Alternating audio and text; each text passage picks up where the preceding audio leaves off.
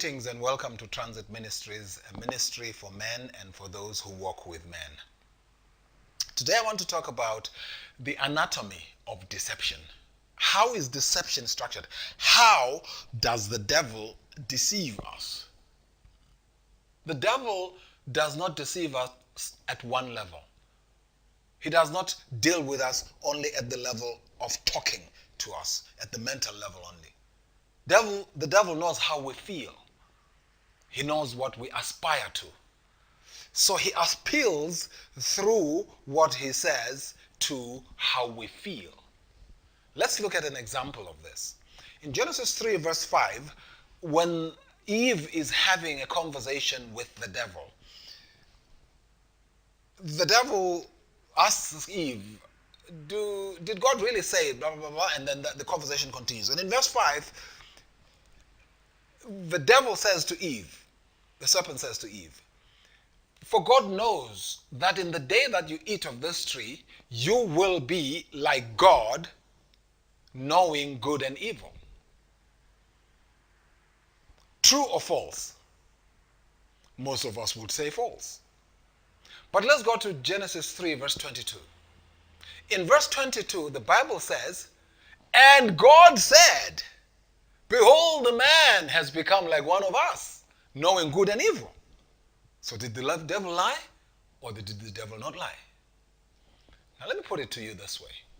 The devil understood that when he says, because he understands the way we feel, when he says, God knows that you will be like God, knowing good and evil, he knew that the way we are going to receive that statement is that you will be equivalent to God. You will be as powerful as God. You will be as intelligent as God.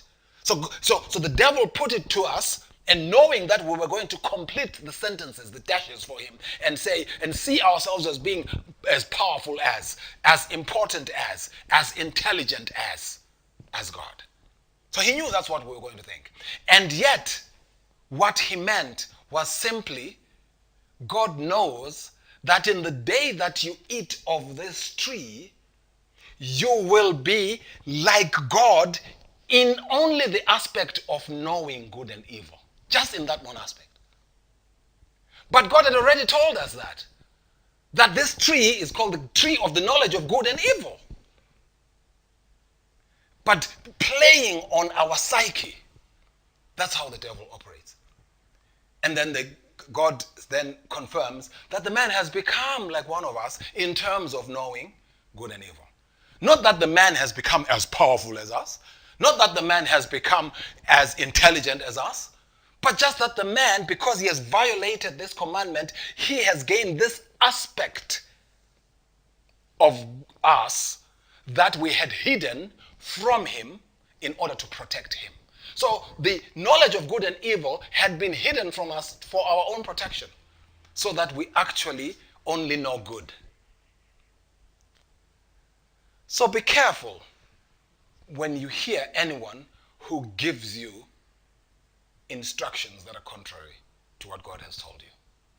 I hope you've learned something. Please continue to subscribe, to share, to comment, and to like. God bless you.